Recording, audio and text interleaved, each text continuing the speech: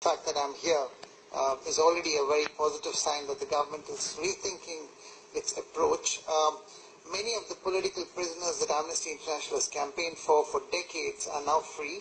Of course, Dosu is one of the most well-known of them, but there are many others who have been released, so we have to first appreciate that.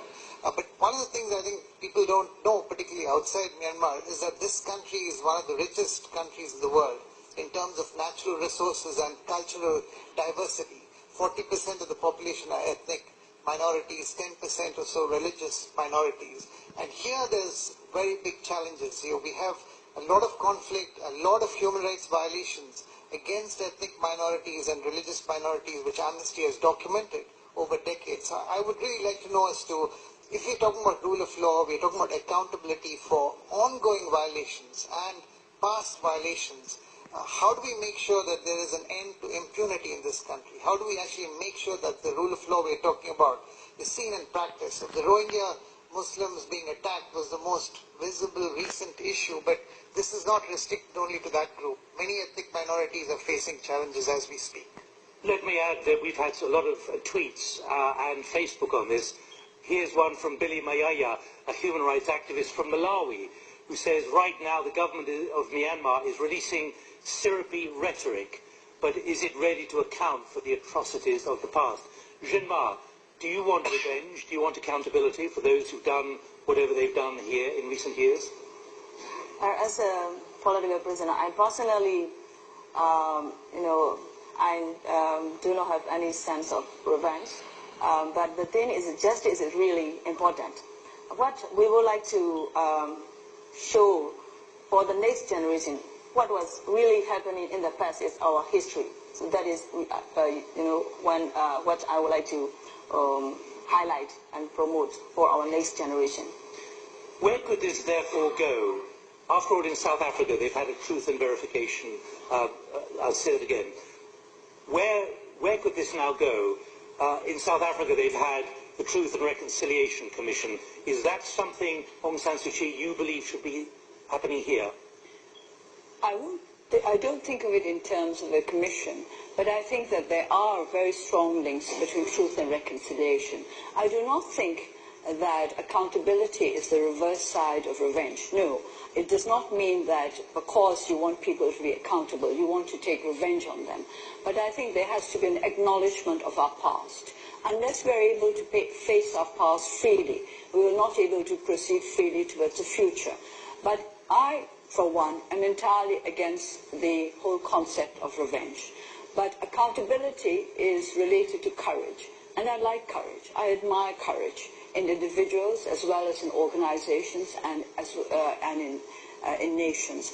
And I would like us to have the courage to be able to face our past squarely, that the same mistakes may not be repeated in the future, but making it quite clear that I personally am not for trying anybody or punishing them or seeking revenge or taking the kind of action that will destroy people for what they had done in the past. Because I believe in accountability, but also I believe in people's right to redeem themselves. Hussein, it's important to underline you were nodding agreement there about looking and examining the past.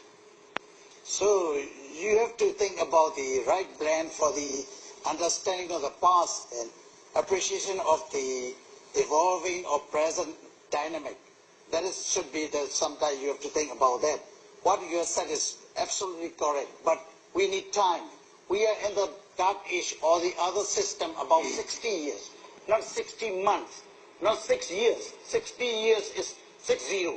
Is, too long. Now 2 years. We have idea to arrange for everything we have to change, but we need time because we need time for tighten the rope about 60 years. So you have to untie the rope. It is sometimes very difficult for me, but we must do. We must think about the democracy. We must think about the economic development for the 60 million people. There are some main things. We will come on to that later in this debate. But let me pick up what Amnesty International was talking about, particularly about the minorities, because Burma's new name is the Union of Myanmar. and a major ongoing threat to the stability and future economic prospects of this nation comes from various armed rebel groups and ethnic minorities challenging that union. A key challenge is from 800,000 Rohingya Muslims who are stateless. The UN labels them one of the most persecuted minorities in the world. Well, Abdullah is chair of the Union National Development Party, a largely ethnic Rohingya party. We asked that he come to this debate, but he couldn't get access. So I went to his office in Yangon, where he recorded this question for this debate. So, we're delighted that we've been able to come here. Rohingya as well as Muslim communities have been denied full-fledged citizenship since 1982 citizenship law comes into operations, which contravenes Universal Declarations of Human Rights, Article 7 of UN Conventions on Rights of Child, and also all international norms, but also contradicts 2008 constitutions of one citizen throughout the country, which was paid by our national hero, General Aung San. So my question is, shouldn't it change by leaders with retrospective effect? And isn't it an obligation of leaders to protect minorities from the influence of majorities, to promote rights and integrations? Thank you. Minister, the obligation of governments to protect minorities, like the Rohingya. So we have to protect the human, what you call the people's security. Nowadays, before that we are thinking about national security. Including that, we give more focus and more share to the trend is changed to people's security. That is, what I mean is the community security, human rights security, then political security, personal security, health security, environmental security, economic security, food security, such like that. In future, we have to protect those who stay in our territory. That's our duty. But human rights monitors are claiming that the army is condoning and even participating against the nation's Muslim minority. No, that is a very complicated thing. We have to discuss it all just like the commission and something like that. Well, let's get a reflection on this, if we can go to Chant Mint Oo, who's a historian, about how important this ethnic minority issue is for the future of Myanmar. It's critical. I mean, in one way, this has been an issue that's been with the country since independence or even before independence. Myanmar was a multi-ethnic, multicultural country before British times. In British times, the colonial power ruled different parts of the country differently. There were lots of immigrants who had come from India over the 50, 100 years of colonial rule. And so this question of what is it to be Burmese or to be Myanmar has been a central question throughout our politics since 1948. The Civil War, the armed conflicts began in 1948-49, partly on issues of identity, partly on issues of nationalism.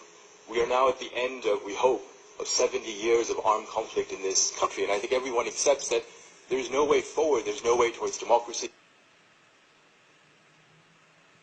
there's no way towards economic development until the armed conflicts are resolved, but around that is a much broader issue of what does it mean to be Myanmar? How can we forge a more inclusive national identity? It's not just about the Myanmar Burmese majority and different ethnic minorities. We have millions of Myanmar people in Thailand. Are the children born there Myanmar or not? We have immigrants, Chinese immigrants, for instance, from China who've come in over the last 10 years. Are there children who are born here Myanmar or not? I mean, there's a much broader issue of inclusiveness and identity that's central, I think, to the politics of this country. Thank you. Could I just pause for service message? Can I just tell my colleagues in the gallery that I'm not hearing you? My earpiece has gone down. So if you think you're talking to me, you're not. I can pause, but I will continue, but just so you're aware of that at the moment. Let me move on with the next bit then, because, well, Abdullah has met President Obama and British Prime Minister in Rangoon, David Cameron that is, but not yet Aung San Suu Kyi. So he had this question for you, mentioning that you're the daughter of General Aung San, the country's independence hero.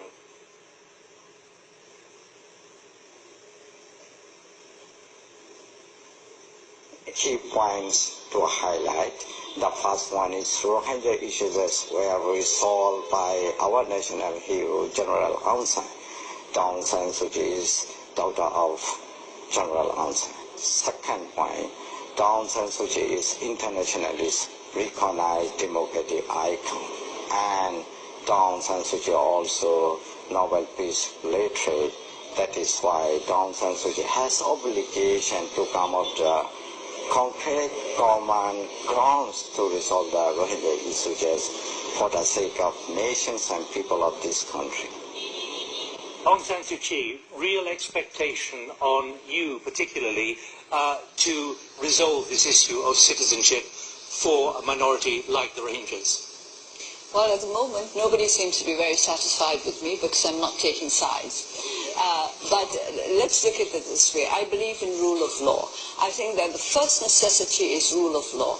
In the Rakhine, until people feel safe, until people can be sure that they will not be killed in bed or their houses burned above them, they're not going to talk to each other, and there is not going to be any kind of genuine reconciliation. So because I believe in rule of law, first of all, I believe that everybody must be entitled to security under the present administration, and that the administration must do everything possible to ensure the security of all peoples in our country, whatever their race, whatever their religion. And secondly, when I say rule of law, it also means the law with regard to citizenship. And that I look at it in two steps. First of all, are all those who are entitled to citizenship under the 1982 law now citizens? Have they been given citizenship in accordance with the 1982 law? That is the first thing we have to look at. And then secondly, we must reassess the 1982 law to see if it is in line with international norms. That is what rule of law means, and it's not an exciting answer that I'm giving you. And people don't like it because they prefer the sort of things that they can flash in the headlines. Well, pragmatism is clearly a way ahead, but what is fascinating is the number of people who've contacted us in advance, like Yusra Bentrif from Maknes in Morocco. How can a Peace Nobel Prize winner stand silent when an ethnic cleansing is going on in your own country? Patrick Pitts, based in the UK. Why is Aung San Suu Kyi silent about the massacre? I have not been silent. I'm merely asking the questions which others are putting. Massacre of Rohingya Muslims in Burma. These are the perceptions. And there's one from Facebook as well. Noor Ryan Arabesha from Singapore. Such violence shows a clear indication of the government's negative approach in dealing with ethnic and religious tensions. How can you contribute as a flag bearer for pro-democracy movement and a Nobel Peace Prize recipient? That's what we've been hearing from around the world. People who are now very aware of what is happening with the ethnic minorities in your country. Well, first of all, as I said, I have not been silent. It's just that they're not hearing what they want to hear from me. But I cannot doctor my answers to please everybody. I have to say what I believe in. And I believe that rule of law is the first step towards any kind of solution to the problem in the Rakhine State and other parts of this country. And of course, that's not an exciting answer. So people would rather think that I was not saying anything than that I was saying something so boring that they'd rather not hear. But it is a practical need. And as I said, then we must get to the point of reassessing the law to see if it comes up to international norms or not. And I would like people all over the world to understand that we are aware of the difficulties in our country, and we are doing our best to cope with it. When I say we, I'm not talking about the government. I'm talking about ordinary people in Burma, because Burma is made up of different races and different religions. And I really must take up this question of Burma, Myanmar, which you mentioned just now. It reminds me very much of a line by, I think, Paul